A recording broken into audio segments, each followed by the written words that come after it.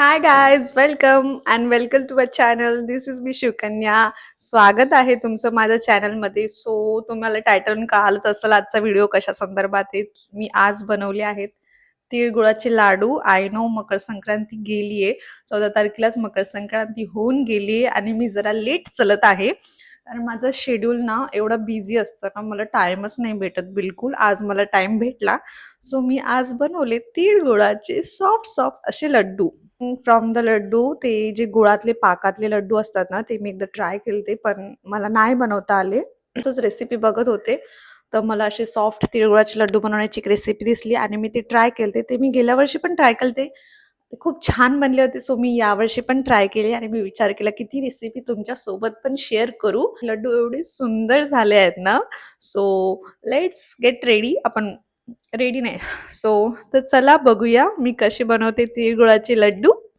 तिळगुळाचे लाडू करण्यासाठी मी फक्त 4 इंग्रेडियंट घेतले आहेत: तीळ, गूळ, साजूक तूप आणि शेंगदाणे. इथे मी घेतले आहेत 200 ग्राम तीळ, 500 ग्राम गूळ, पाव वाटी शेंगदाणे आणि 2 ते 3 चम्मच तूप. तुम्हाला हवं तर थोडीशी वेलची पण टाकू शकता. माझ्याकडे वेलची नव्हती त्यामुळे मी ते टाकलं नाही. ही रेसिपी करणं अगदी सोपी आहे, तुम्ही कोणी पण करू शकता. मी इथे तूप दाखवत आहे. तूप मी आता झेप्टोवरून मागवलं होतं. सगळ्यात आधी मी तीळ भाजून घेत आहे. हे तीळ 200 ग्राम आहेत. ते मस्त सोनेरी होजेपर्यंत भाजायचे. नंतर मी ते प्लेटमध्ये काढून घेतले होते. त्यानंतर मी भाजले शेंगदाणे. शेंगदाणे पण मस्त असे खरपूस होजेपर्यंत भाजायचे. अर्धा वाटीच आहेत शेंगदाणे. नंतर वरचे त्याचे ना टर्फल काढून घेतले होते मी. सो सगळ्यात आधी मी मिक्सरच्या भांड्यामध्ये शेंगदाणे मिक्स करून घेतले. त्यानंतर त्यात टाकले थोडेसे तीळ. तीळची क्वांटिटी जास्त होती म्हणून थोडे थोडे करत टाकले आणि ते पण शेंगदाण्यासोबतच मिक्सरमध्ये ग्राइंड करून घेतलं. आपल्याला सगळे इन्ग्रेडियंट्स एकत्रच करायचे, तर तुमच्या पद्धतीने तुम्ही काही पण कसं पण मिक्स करू शकता. सगळं एकच होणार आहे शेवटी. सो अशा पद्धतीने मी शेंगदाण्यासोबत तीळ वाटून घेतले.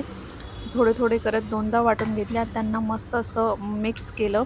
त्यानंतर हे जे गूळ, ही गुळाची पावडर आहे, त्याला पण थोडंसं असं ग्राइंड करणं आवश्यक आहे. त्यामुळे ते पण मी मिक्सरमधून मस्त ग्राइंड करून घेतलं. सगळ्यांना एकत्र केलं. त्यांना मस्त असं हाताने मिक्स केलं.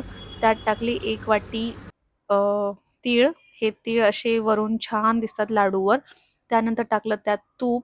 खरंच खूप सोपी पद्धत आहे. 2 ते 3 चमच हे सगळे जे इन्ग्रेडियंट्स आहेत ते मस्त असे हाताने कूस करून घेतले. मस्त असे छान मिक्स करून घेतले. नंतर थोडंसं हाताला तूप लावायचं.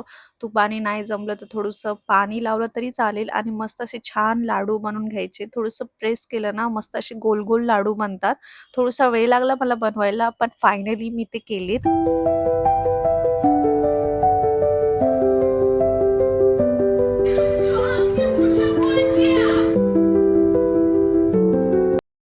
सो अशा पद्धतीने माझे तिळगुळाचे लाडू एकदम रेडी आहे. गुळ घ्या आणि गोड गोड बोला.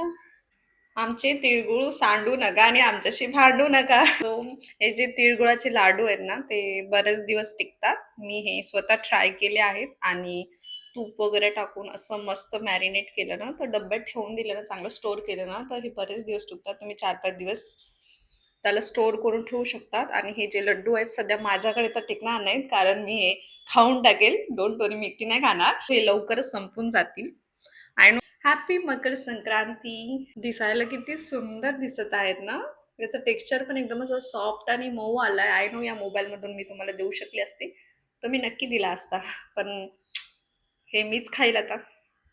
वाव. तुम्हाला माझी रेसिपी कशी आवडली? तुम्हाला व्हिडिओ आवडल्यास लाईक करा, कॉमेंट करा आणि सबस्क्राईब करा आणि शेअर पण करा तुमच्या फ्रेंड्स आणि फॅमिली सोबत. अशाच रेसिपीसाठी फॉलो करा शिवकन्या आढाव चॅनलला. See you next part. Bye.